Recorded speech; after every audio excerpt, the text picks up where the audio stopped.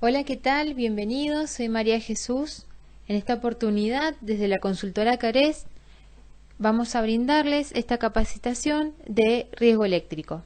Los invitamos a participar y espero sea de su agrado. Comencemos. Para comenzar, hablemos de este concepto, riesgo eléctrico. ¿Qué es? ¿Alguien me lo puede explicar? Es esa posibilidad de que la corriente fluya a través de nuestro cuerpo, atraviese nuestro cuerpo, o estar expuesto a un cortocircuito o arco eléctrico. Esto es importante ya que nos puede pasar en nuestra área laboral como también en nuestro hogar, en nuestro domicilio. Y lo que es aún más importante es saber la diferencia entre esos circuitos domiciliarios e industriales. La corriente eléctrica, bien sabemos, que no tiene color, no tiene olor, es invisible a la vista. Es por eso que la podemos comparar como si fuera un fluido de agua. En este caso, este fluido se transporta de un punto hacia otro punto y de un lugar más alto hacia un lugar más bajo. Y para que este fluido corra, es que necesita un medio. ¿Sí? La corriente va a necesitar un circuito eléctrico cerrado por el cual transitar y una fuente de tensión, una fuente que genere esa energía, ¿sí?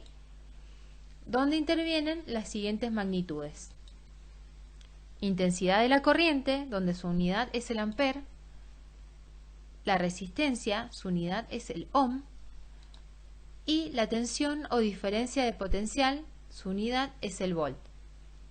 Para explicarlo mejor, vamos a ver lo que es un circuito eléctrico. Como habíamos hablado antes, vamos a hablar un poco de los elementos que integran el circuito eléctrico.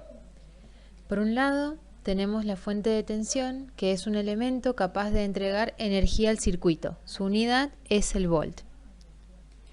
También tenemos la corriente, que es el flujo de los electrones que circulan a través de un medio conductor.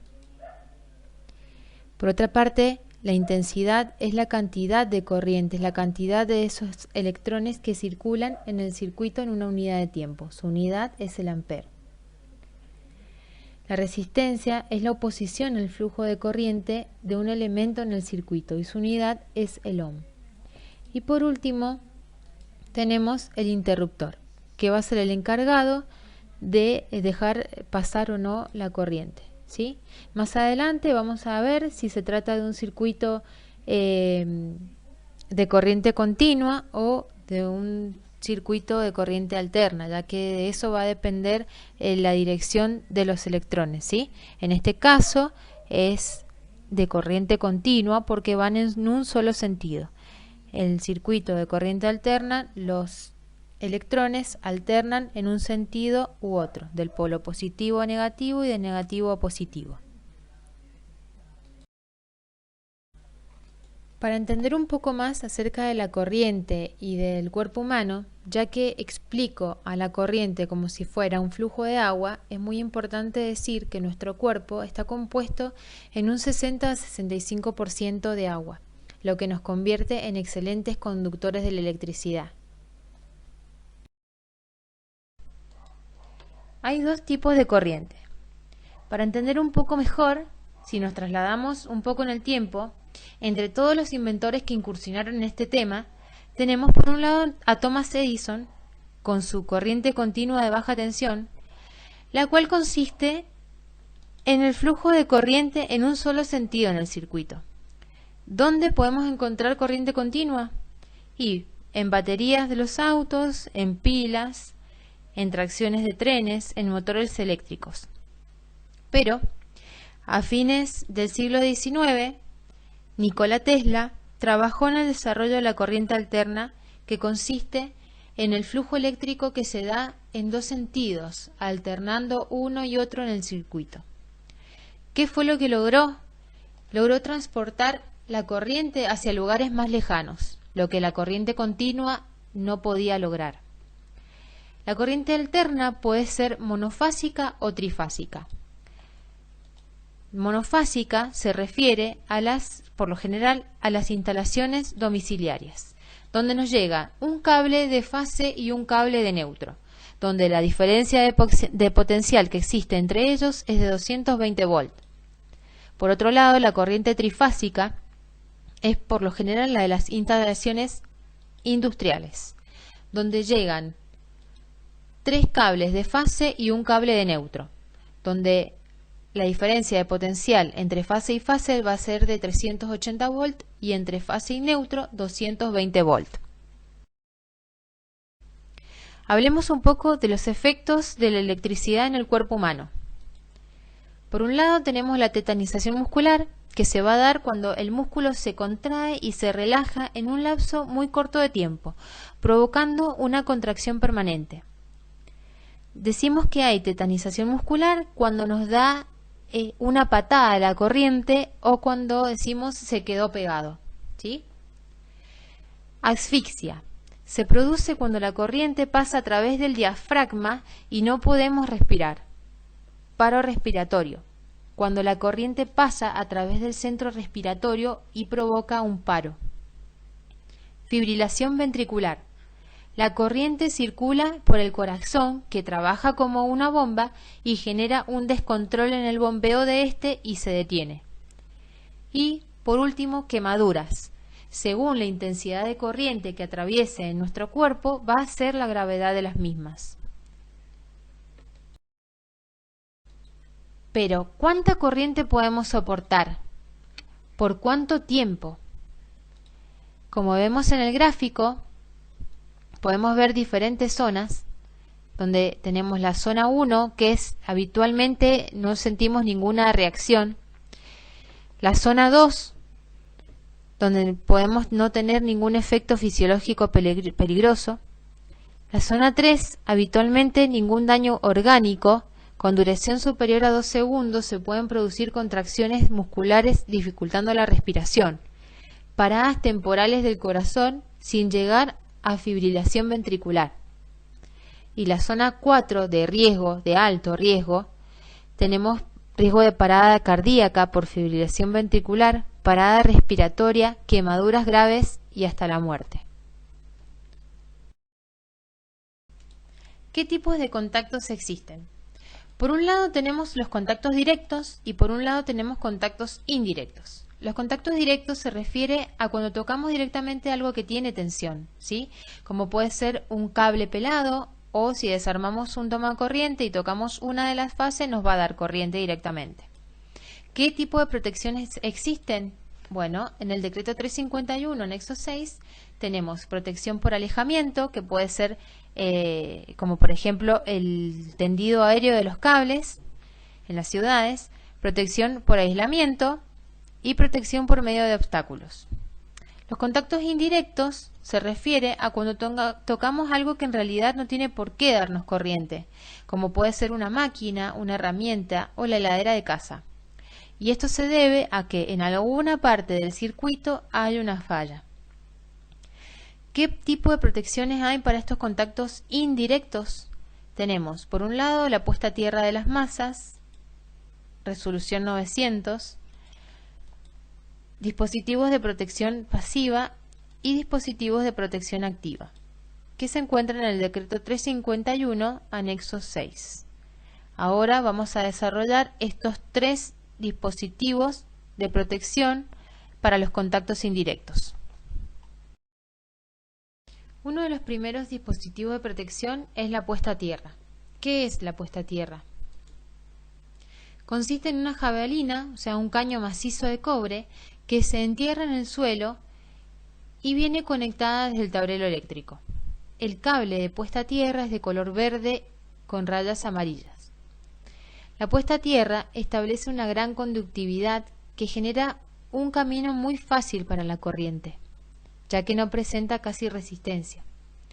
En los domicilios, la resistencia de la puesta a tierra no puede superar los 40 ohm.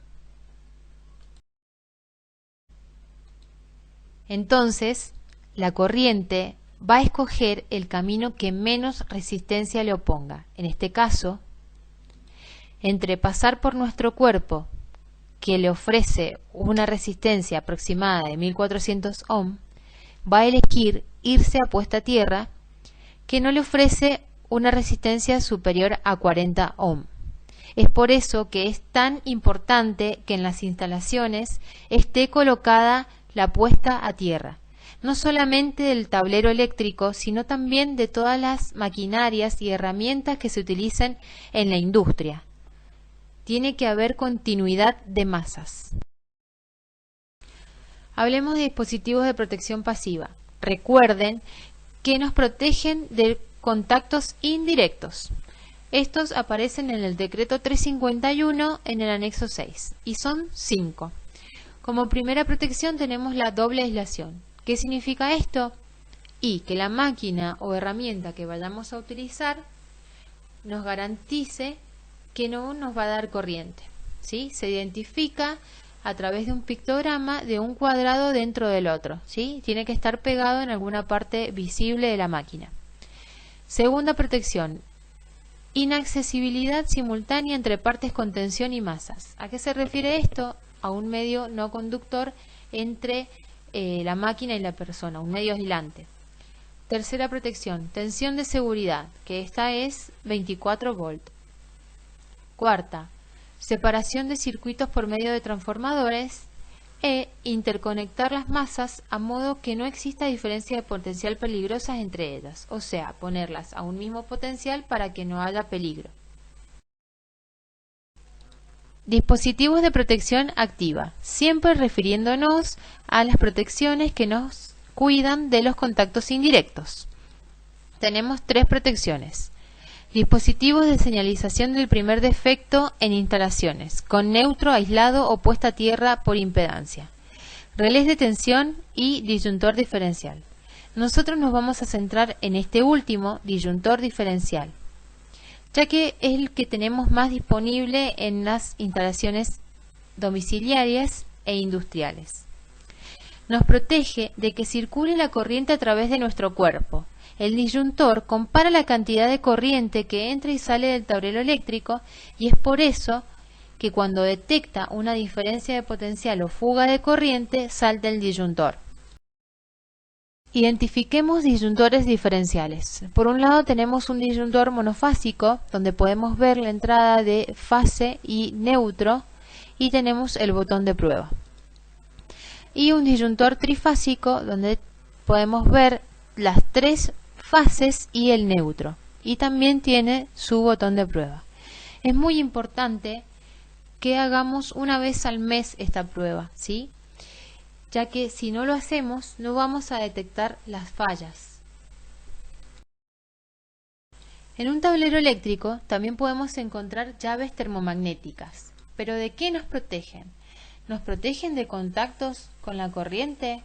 ¿Ustedes qué dicen? No. Las llaves termomagnéticas protegen del consumo elevado de corriente, o sea que protege al circuito. Lo protege de cortocircuito, no de que pase la corriente a través de nuestro cuerpo.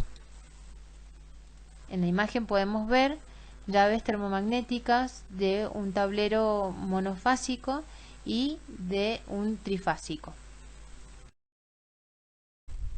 Por último, y para terminar con la capacitación, vamos a ver las 5 reglas de oro, que se refieren a la consignación de una instalación, línea o aparato cuando vamos a realizar algún mantenimiento o alguna operación. 1. Corte efectivo de toda fuente de tensión. 2. Bloqueo de aparatos de corte. 3. Comprobación de ausencia de tensión. 4. Puesta a tierra y en cortocircuito. Y 5. Señalización de la zona de trabajo. Muchas gracias por su atención. Damos por concluida esta capacitación de riesgo eléctrico. Hasta la próxima.